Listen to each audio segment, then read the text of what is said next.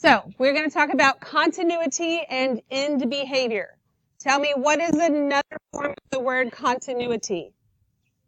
Continuous, okay? Or yeah, continuous, okay? So continuous, continuity, right? Just a different form of the same word. So when you look at this function right here, would you say this function is continuous? If I put my pencil here and I trace the whole thing, and if I could trace to infinity, I would never have to pick up my pencil, right? That makes it continuous. All right, so a graph is said to be continuous if there are no breaks or holes in the graph. Okay, so there's no breaks or holes. That means I don't have to pick up my pencil. If there are breaks or holes, then it is considered to be discontinuous.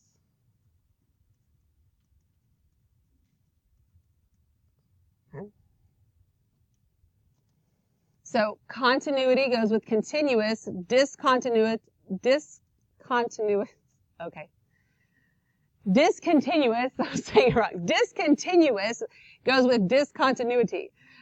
So would you say that these three graphs here are continuous? Probably not like I did. Continue, I think that's right. Yeah, C-O-N-T-I-N-U-O-U-S, that's right, right? Okay. So continuous and discontinuous. I couldn't pronounce the word right. So then we have continuity and discontinuity. So on this one here, if I start tracing, I'm going to keep tracing, but to get to the other piece, I have to pick up my pencil to come over here, right? Same thing with this one. If I'm tracing along here from left to right, then I have to pick up my pencil. Here, there's a hole in there, but I got to jump over that so that I can keep going, right? So all three of those, discontinuous. So there are different types of discontinuity. Let's talk about what they are. This first one is infinite.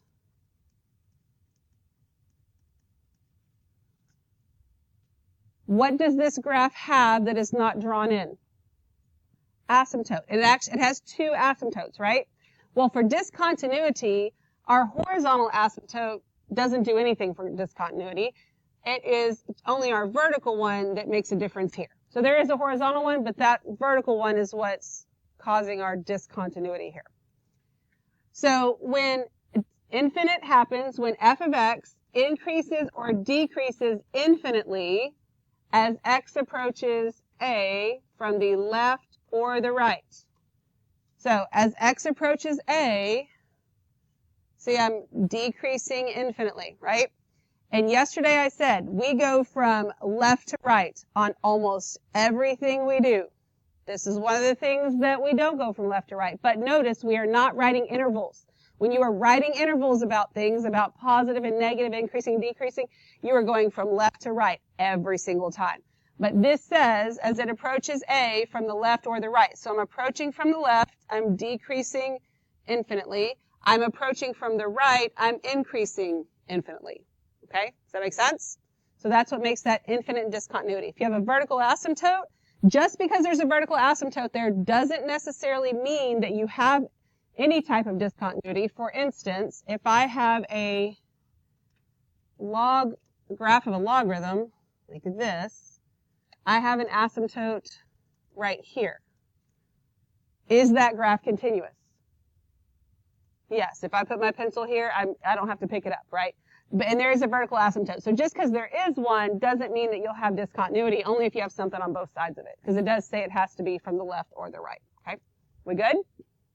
Okay, perfect. So then this next one we have is called jump discontinuity. Oh, I don't know what I'm spelling there. Okay, jump discontinuity. So if I'm going from left to right, I get to here, then I have to jump to get to the next spot, just like that. Is this a function? Does it pass the vertical line test? Yes. If this was a closed circle, would it pass the vertical line test? No. What if they were both open? Would it? It would if they were both open, right? So just them both being closed wouldn't be a function, but this is a function, just making sure we know what we're talking about here. So this says when f of x jumps from one point to another at x equals a. I'm jumping from one point to another. Okay, there's a huge break there. We good? The last one we have is point or removable.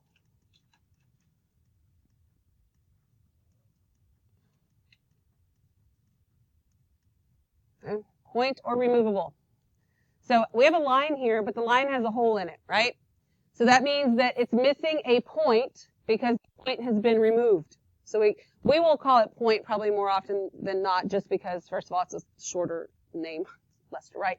But it can be called either one, so just know that they're the same.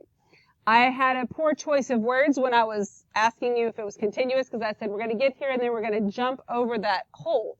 You're not really, I mean, okay, you can think about it as jumping over the hole, but that's probably not the best way to think about it because it's not jump discontinuity. There's a difference. You're not jumping from one point to another.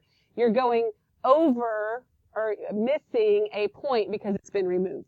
Okay, so if it's literally just a point's been taken out, this is the kind of discontinuity we have. So when f of x is continuous everywhere else except a hole, that's what makes it point or removable, because you just remove that one little point.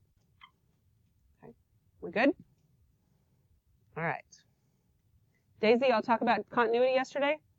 So Daisy, she's my student assistant. She's in Calculus BC. We will be talking about that in Calculus AB today, but we're talking about continuity. Like this, we're going to talk about this all year. Continues on into Calculus. It's important. It's not that hard, right?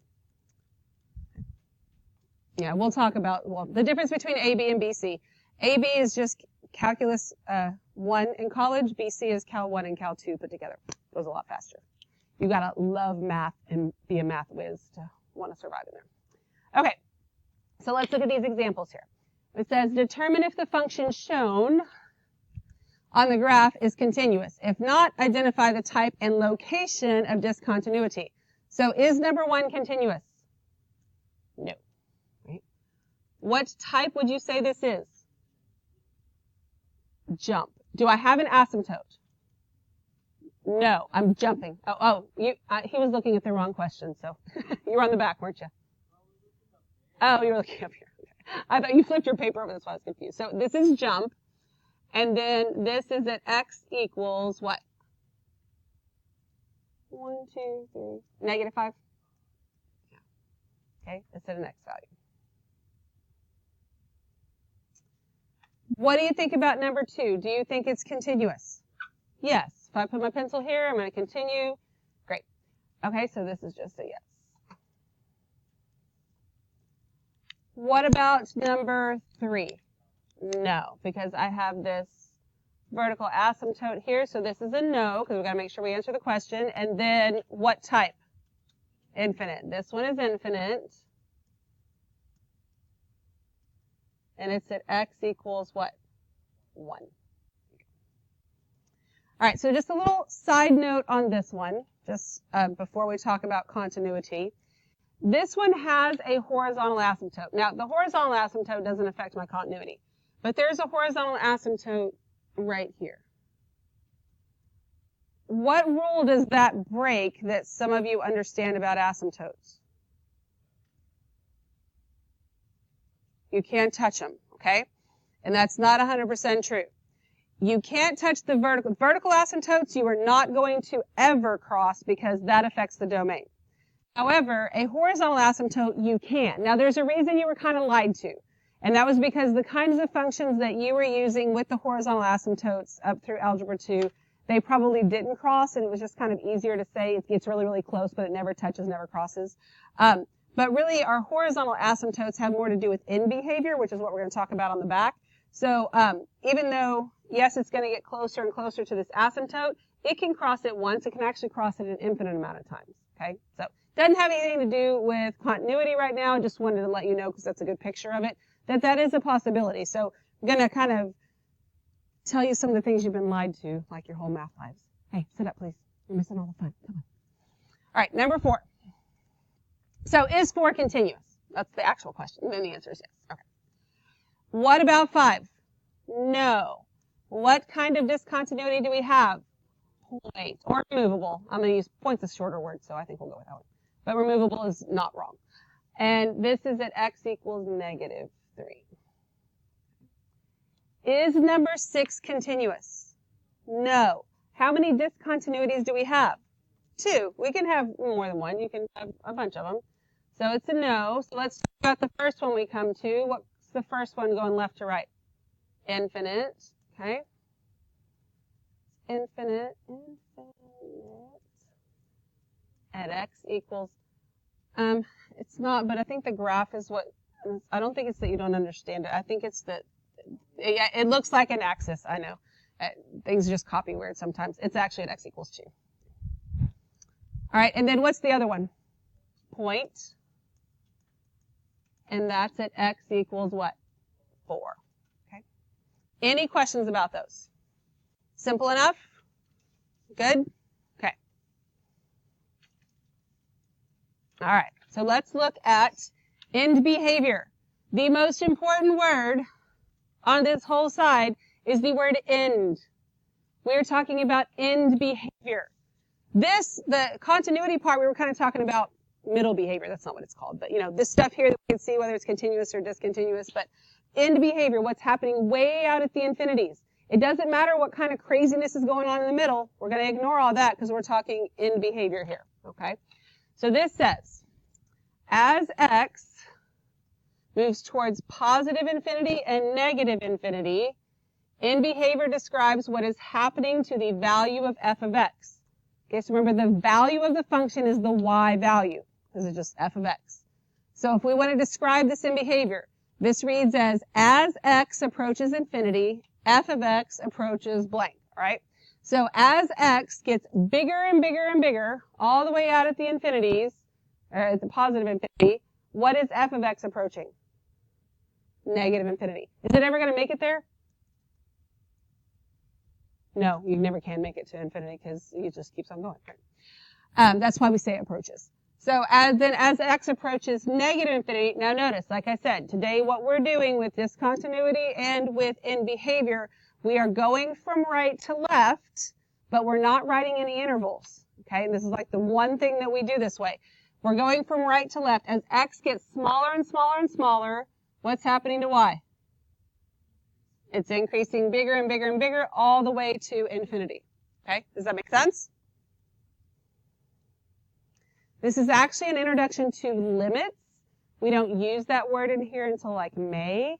But eventually this notation shifts to notation like what's on the board over there.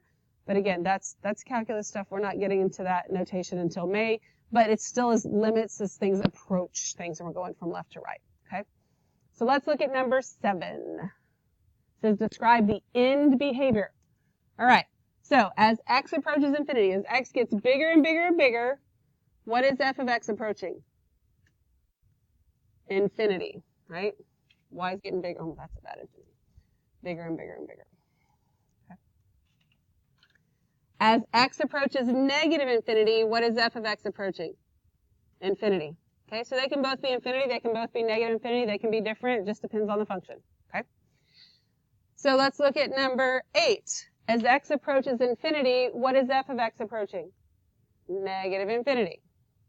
As x approaches negative infinity, f of x is approaching negative infinity. All right, so on number 9, as x approaches infinity, what does f of x approach? Infinity, right? Because we're looking at this infinity. As x approaches negative infinity, f of x approaches negative infinity. We have a vertical asymptote here. We have some discontinuity. And based on this question, we don't care about any of that because we are talking end behavior right now. Does that make sense? Whatever the nonsense is in the middle, it doesn't matter right now because that's not the questions that are being asked. Okay, so far all of our answers have been positive or negative infinity. They don't always have to approach the infinities.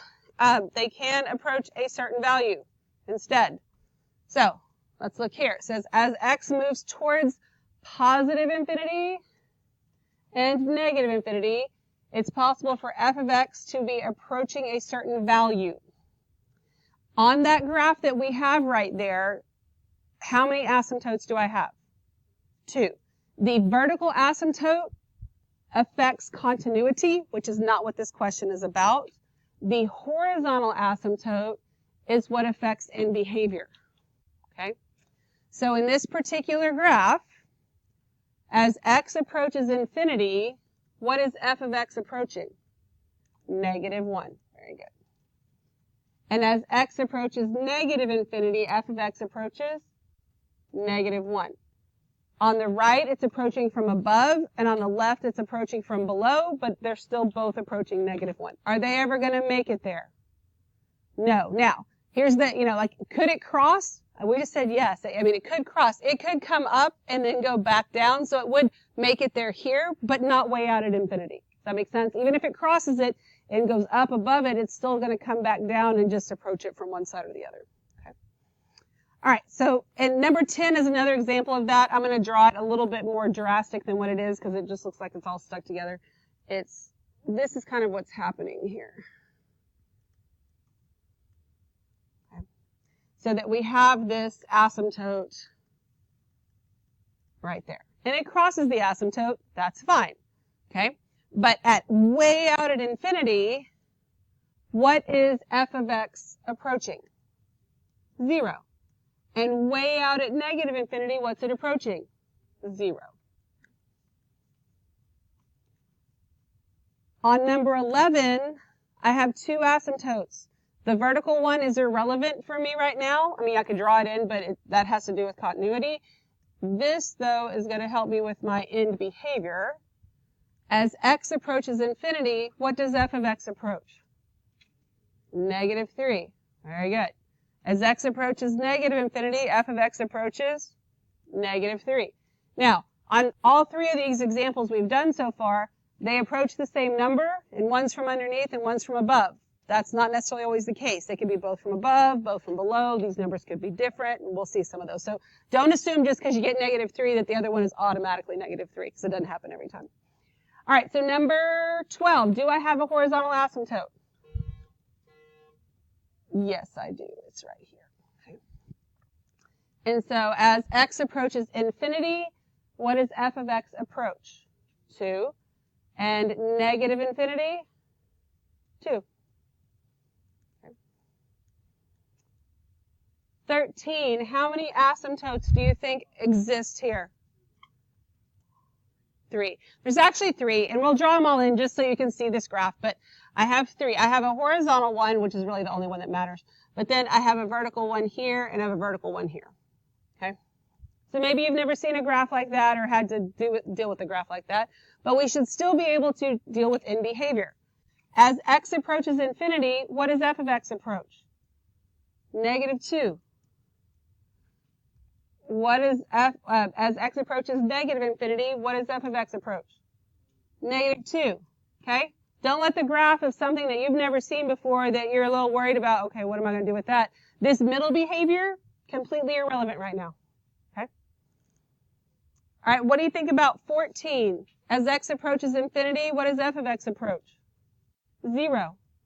And as x approaches negative infinity, f of x approaches 0. On this one, notice they both approach from below. This one, both pieces approach from above. Because like I said, it could be anything there. On this one, we have an asymptote here. So as x approaches infinity, what does f of x approach? Negative 5. And as x approaches negative infinity, what does f of x approach? Infinity. Okay, see, they don't always have to match. I just had a bunch of examples where they did. Okay. Any questions on how to figure those out? We all good? Awesome. All right, so go ahead and get this taped in and grab your devices and get started on your Delta Math or continue to work.